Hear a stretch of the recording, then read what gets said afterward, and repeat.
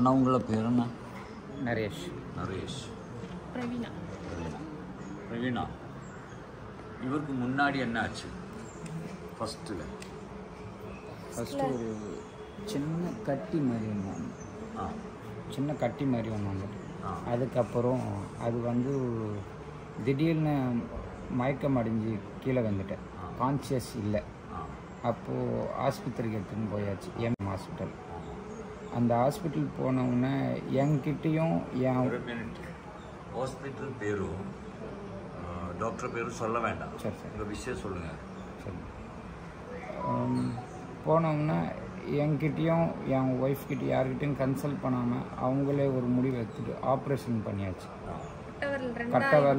கட்டை விரல் ரெண்டாக இப்படி ஓப்பன் பண்ணியாச்சு.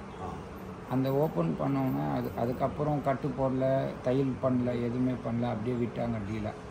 1 இயர் கிட்ட நான் கட்டு போட்டு நிறைய டாக்டர்ஸ், அதாவது இப்போது புதுசாக லான்ச் பண்ணுற எந்த ஆயில்மெண்ட்டாக இருந்தாலும் நான் வாங்கி போட்டுடுவேன்.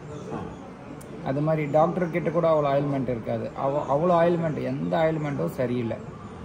அப்புறம் ஒரு யூடியூப்பில் உங்கள் இது பார்த்துட்டு அதுக்கப்புறமா இங்கே வந்து போன வருஷம் லாஸ்ட்டு டாக்டர் போனோம் எடுத்துன்னு சொன்னாங்க. அந்த கட்டை விரலும் 2 கால் அடிபட்டுச்சு சார். கட்டை விரல் எடுக்கணும், இல்லைன்னா காலில் பாதை மாதிரி எடுத்துடணும்னு சொன்னாங்க. அப்புறமா ஃபேஸ்புக்கில் பார்த்தீங்க. அதுக்கப்புறம் தான் நீங்கள் அந்த பிறகு நல்லா ஆயிடுச்சு சார். இப்போ எப்படி இருக்குங்க? நல்லா இருக்கு சார். ரொம்ப சந்தோஷம் சார். சந்தோஷமாக இருக்கு. ரொம்ப சந்தோஷம் சார். ரொம்ப சந்தோஷம் சார். ஹாப்பி ஆயிடுச்சு. ஹாப்பி. காலாக இருக்குது. காலாக இருக்குது சார். ஆனால் அவங்க சொன்ன 1 இயருக்கு முன்னாடி கால் எடுத்துருந்தா விரல் எடுத்துட்டு அவங்க சொன்னாங்க, ஒரு 2 ட்ரிப் சொன்னாங்க. விரல் எடுக்கணும், ஒரு 6 மாதம் கழித்து அந்த கால் புற்றசர் வரை எடுக்கணும், இன்னொரு 6 மாதம் கழித்து முட்டி வரைக்கும் எடுக்கணும்னு சொன்னாங்க. அப்படி சொல்லியிருக்கியா? முட்டி வரைக்கும் எடுக்கணும்னு சொன்னாங்க. அதுக்கப்புறம் அந்த டாக்டர்கிட்ட நான் போவே இல்லை. இப்போ எல்லாமே சரியாகி போச்சு. இப்போ எல்லாமே சரியாயிடுச்சு. அப்போ அந்த டாக்டருக்கு படிச்சு என்ன பிரயோஜனம்? சரி அண்ணா, இது எப்படி சரியாயிடுச்சுன்னா, உங்கள் பொண்டாட்டி உங்களை நல்லா கவனிச்சிருக்கு, நல்லா பார்த்துருக்கு, உங்களுக்காக நிறைய பண்ணியிருக்கு அவர். அதனால தான் இப்போ அந்த காயெல்லாம் சரியாயிடுச்சு. எனக்கே ரொம்ப சந்தோஷமாக இருக்குது. இப்போ உங்கள் சந்தோஷம் எப்படி இருக்கும்? எனக்கே நல்ல சந்தோஷம் இருக்கு. அந்த காலு ஷேப்பே போயிடுச்சு. ஆமாம் சார். அந்த காலு பெருசாக வீங்கி இருந்தேன், அந்த விரலெல்லாம் பெருசாக இருந்தேன்.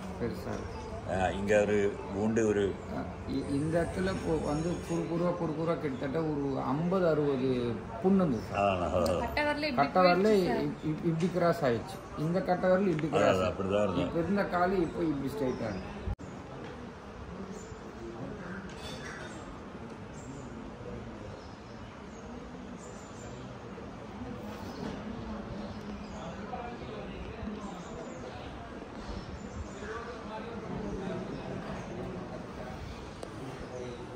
இருந்தாலும் பரவாயில்ல, இப்போ எல்லாமே சரியாயிடுச்சு.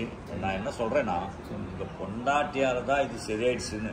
ஏன்னா நான் எப்போவும் அவரை பார்க்கும்போது இன்னும் நல்லா கவனிச்சுட்டே இருந்தேன். அவர் சாதாரண இந்த பொம்பளை அப்படி கிடையாது. புருஷங்கிட்டெல்லாம் புருஷன் ஏதாவது ப்ராப்ளம்ஸ் ஏற்படும்போது கொஞ்சம் மோசமாயிடும் பொம்பளை. ரொம்ப, அதாவது யாரும் கிட்ட கூட வரமாட்டாங்க சார். சீவு ரத்தம் ரொம்ப அதிகமாக வரும். என் ஒய்ஃப் இல்லைனாக்கா இன்னைக்கு என் கால் இல்லை. கண்டிப்பாக அப்படி தான் இருக்கும், இல்லாமலே போயிடும். ஆமாம் சார். பரவாயில்ல, அதனால இப்போ நல்லா இருக்கு. பார்க்குங்க,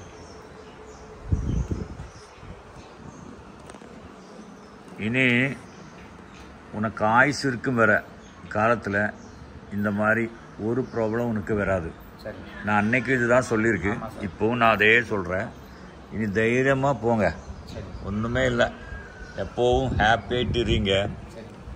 எப்போ எனி டைம் ஹாப்பியாகிட்ட நல்லா ஜோலி பண்ணிகிட்டே இருக்கணும், ஜோலியாக இருக்கணும்.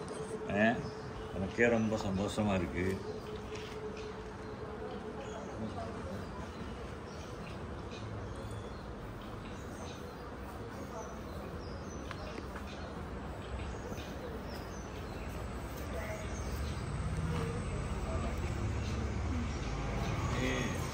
நாளையிலிருந்து